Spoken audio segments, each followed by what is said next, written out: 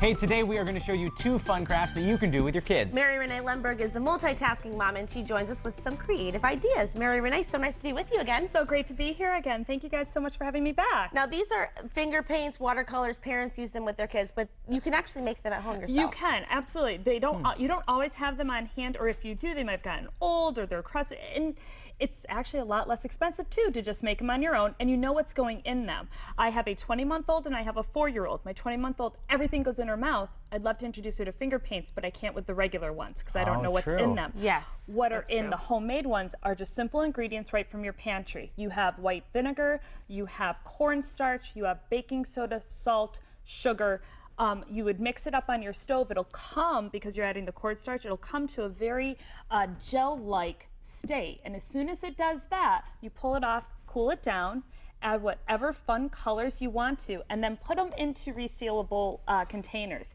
They will hold up in your resealable containers for up to 3 to 4 days, and then they will start getting dried out.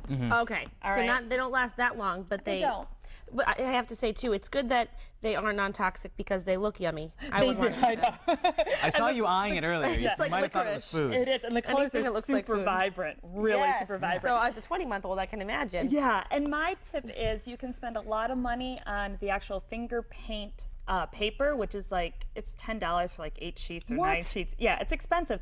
I use white paper plates. They're just as sturdy. Paper? There is special because it will bleed through regular paper. So you and need... so I use just white paper plates, and then you're able to actually hang them up, or they stay for a while, and then you can discard them as the kids are moving along to other projects. But you shouldn't eat dinner on them. No, even though this is totally non-toxic and edible, I not just be the wouldn't best eat off taste.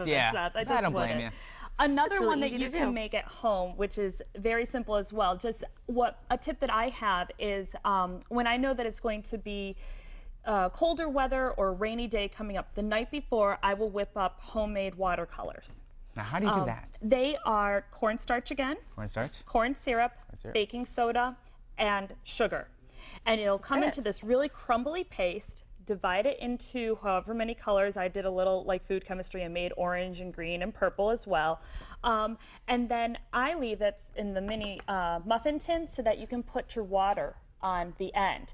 So each child gets 1 tin. Those are their paints, and then they can paint as much as they want just by dipping in the water, going into the color, and painting away. So there you go. And once again, there's only one brush. I'll start and then I'll hand it over to you. How's that sound? Yeah, fine. Okay. You know what I love about this project though? It's 2 crafts in one, because it's a craft in and of itself, making all this. Exactly. And then afterwards you have a craft project. Right, and once your kids get old enough, as you guys know, I have Annabeth in the kitchen with me all the time. She actually makes the watercolors now, because then you can talk about food chemistry. What happens when you add vinegar with baking soda and the fizzing that occurs? What does happen? It fizzes, and then it gets almost like if you can imagine opening up like a soda pop and all that fizzing action.